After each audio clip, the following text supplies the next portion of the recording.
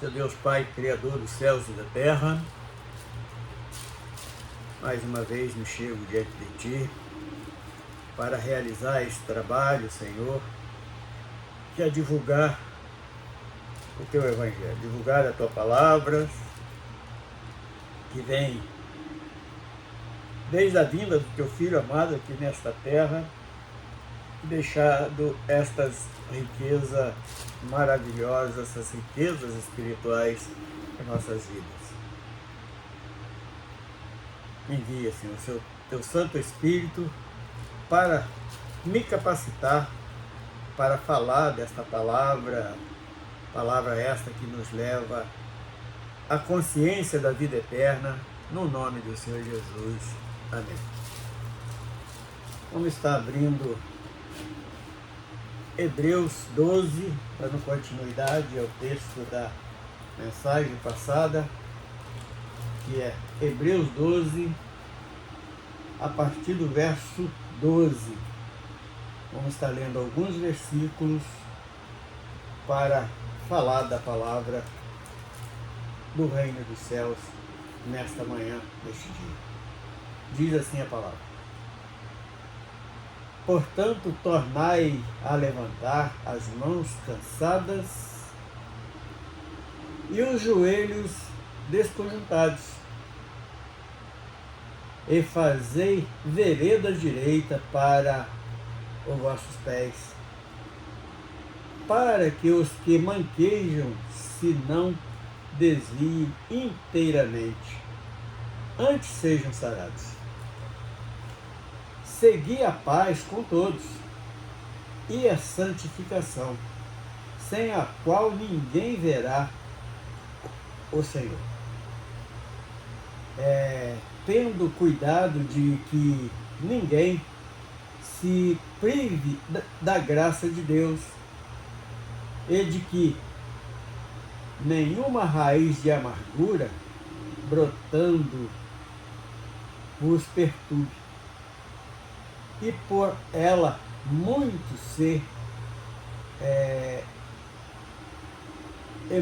contamina. E ninguém seja fornicário ou profano, como Esaú, que por um manjar vendeu o direito de primogenitura, porque bem sabeis que,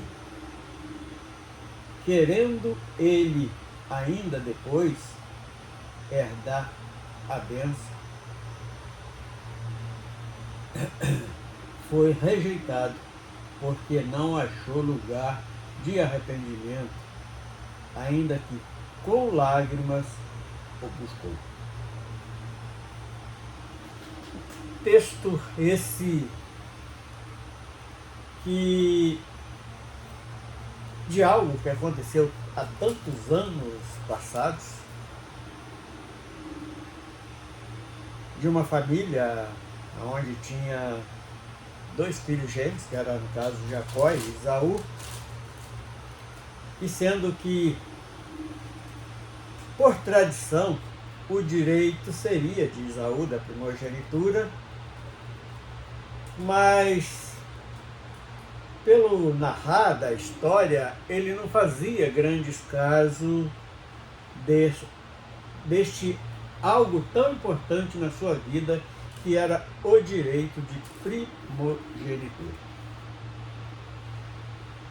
E quando Jacó propõe esta barganha com ele ainda zombou, que ele disse que o que adiantaria a primogenitura se ele estava morrendo de fome. E assim foi como Jacó herdou esse direito. E depois, como o próprio texto nos fala, ele quis se arrepender, mas não achou lugar no coração de arrependimento. Ele até viu o prejuízo que tinha levado por tão pouca coisa, que tinha trocado o direito de primogenitura, e quando vai buscar com seu pai, já não acha mais, porque ele, olha, isso aí já foi dado ao seu irmão. Ah, mas ele me enganou.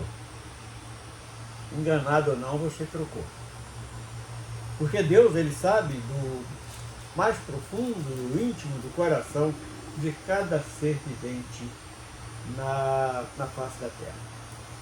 E o título desse texto lido diz assim: exortação à santidade. Vários preceitos. Então, nós trouxemos aqui poucos, para que esta mensagem não fique tão longa e enfadonha para algum que está fraco na fé, que não sente prazer em ouvir da palavra, ouvir a palavra, sim, da palavra de Deus. Então, por este motivo, nós estamos gravando mensagens mais curtas, para que aqueles que estão fracos não se achem enfadonho e consiga assistir, meditar em todo o discurso gravado nesta mensagem. Vamos iniciar de novo no versículo 12, que foi o primeiro que lemos hoje, que diz assim: portanto, tornai a levantar as mãos cansadas. Mas como pode isto? Mão cansada nas lutas do dia a dia, já que a igreja de Cristo ela é posta, identificada como um corpo humano que tem vários membros com várias funções no corpo. Assim também é a igreja. E muitas das vezes o indivíduo está lutando na parte espiritual, que está até se sentindo cansado, que está sem força para erguer as mãos aos céus e pedir socorro a Deus. Então, mas o escritor, os Hebreus, que a gente não sabe quem é que foi o escritor, algum fala que foi Pedro, outro diz que foi Paulo, mas a gente não sabe, porque não tem uma identificação de quem deixou esse texto. Pode até ser Pedro, por quê? Porque Pedro é um que permaneceu lá divulgando o evangelho entre os hebreus. É uma suposição que nós não temos certeza para afirmar que foi Pedro o escritor dessa epístola aos hebreus. Outros dizem que foi Paulo pela narrativa, pelo o jeito de retórica que existe na carta aos hebreus, mas o que eu sei dizer é que nós não sabemos quem foi o escritor. Nós sabemos quem foi o autor que inspirou este servo a deixar algo tão maravilhoso para nossos ensinos na nossa caminhada. Então, fala aqui das mãos cansadas e fala de uma ação, nós podemos interpretar como uma ação espiritual que o indivíduo já foi decepcionado tantas vezes que ele já está sem forças para erguer as mãos aos céus. E os joelhos desconjuntados. Também fala de uma postura de humilhação diante de Deus, de humilhar-se diante de Deus, que fala na posição de joelho, aquele que se dobra diante de alguém, reconhecendo que tem mais poder, e o indivíduo está tão ali nos seus trabalhos e também na sua dedicação, na sua humilhação, ele está desconjuntado, ele está sem maneira para se dobrar diante de Deus. Então o escritor ele narra essas duas posturas de um corpo, na sua postura tanto de trabalho como espiritual. A mão aqui fala dos trabalhos e o joelho fala de postura espiritual, de rendimento a Deus. Ele está com dificuldade até para se render diante do Senhor dos Senhores. Verso 13. E fazei veredas direitas para os vossos pés. Agora vamos parar um pouquinho aqui. O que é vereda? Vereda nós sabemos que é caminhada, caminho. É um caminho.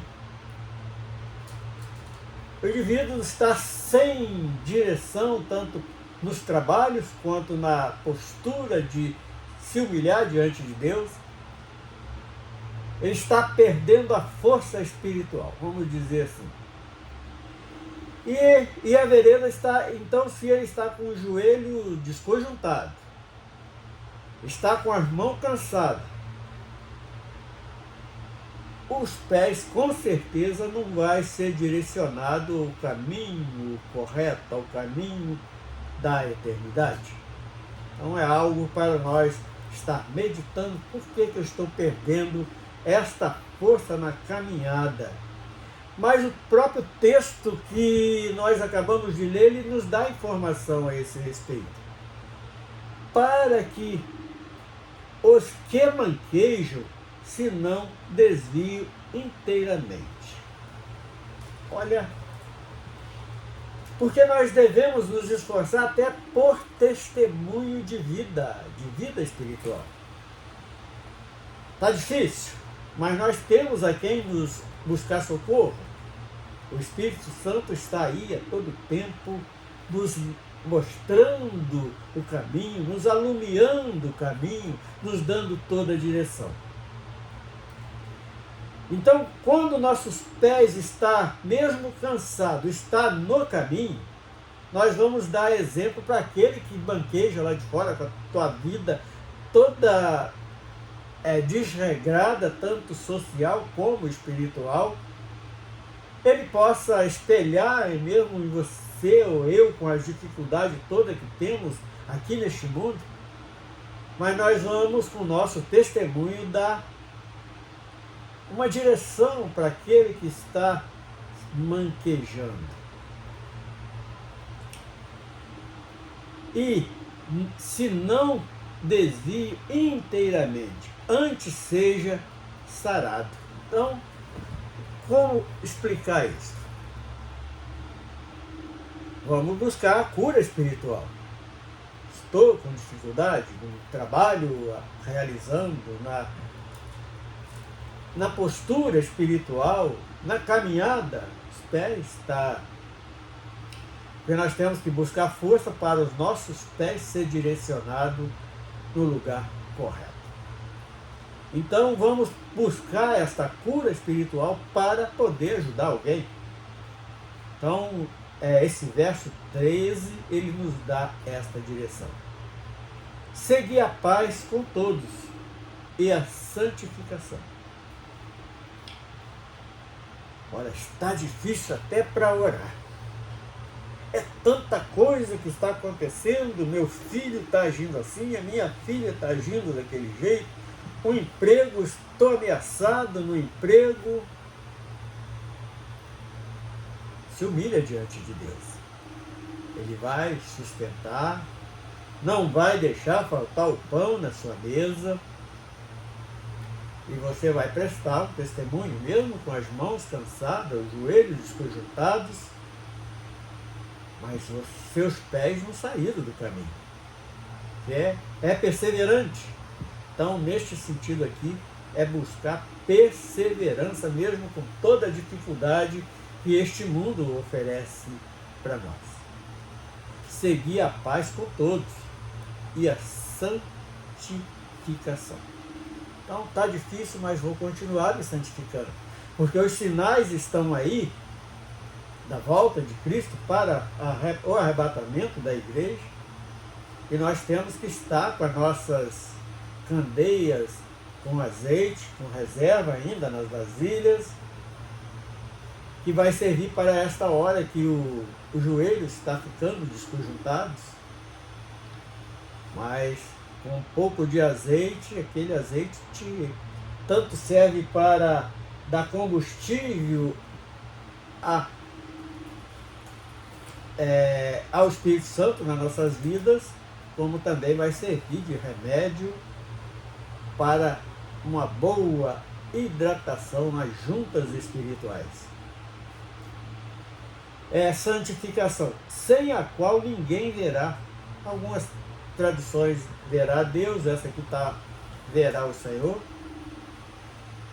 Mas nós precisamos destes elementos para alcançar este encontro que nós almejamos tanto, que é um dia estar de face a face com o nosso Criador. Então, temos que estar nos santificando, que lá em Apocalipse também está esta recomendação dizendo o seguinte: aquele que é santo continua fazendo isso ainda.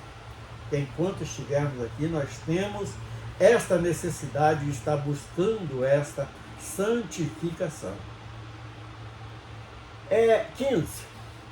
Tendo cuidado de que ninguém se prive da graça de Deus. Como é isso? Como se explica isso? Aquele que está prestando, está se mostrando que está tão firme, mas não está dando um testemunho de Cristo na sua vida, você está atrapalhando a caminhada de alguém e vai ser cobrado naquele grande dia. Então, é não privar ninguém desta graça que o próprio Filho de Deus veio trazer espontaneamente para nossas vidas. E muitas das vezes o meu mau testemunho, ou o seu mau testemunho, vai atrapalhar alguém trilhar nesta caminhada. Tendo cuidado de que ninguém se prive da graça de Deus e de que nenhuma raiz de amargura brotando vos perturbe e por ela muitos se contaminem.